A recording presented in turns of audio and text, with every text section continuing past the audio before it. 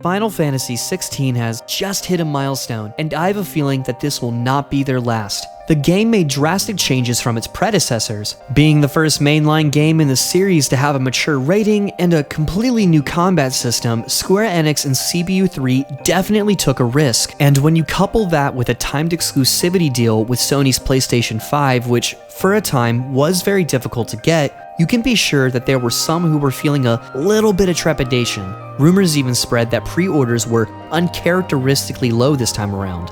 Luckily, we finally have some insight, as Square Enix shared that Final Fantasy XVI has sold 3 million copies around the world in its first week. This puts it up there with some of the fastest selling PlayStation exclusives of all time, being in the top 6.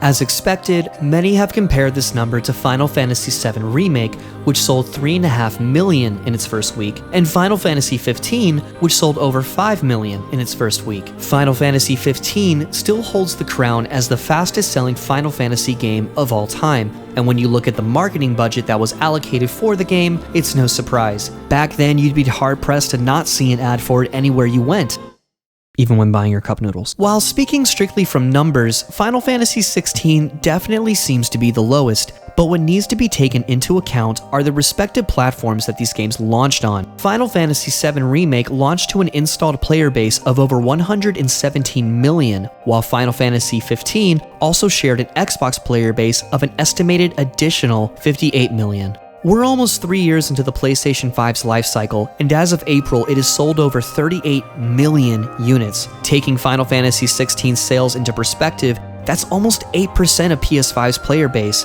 as opposed to PS4's 3% for Final Fantasy VII Remake. These are good numbers, and I wouldn't be surprised if those numbers only climb higher and higher as time goes on. Some people are a little anxious with both Final Fantasy XVI and Final Fantasy VII Rebirth launching within the same fiscal year, that this could lead to a cannibalization of the sales for both games. I could not disagree more with this. Hype around both games has been massive, and with both being very different games, there is going to be a large crossover of fans picking up both. Not only that, but patch 7.0 for Final Fantasy XIV is looming right around the corner too. We've got nothing to worry about.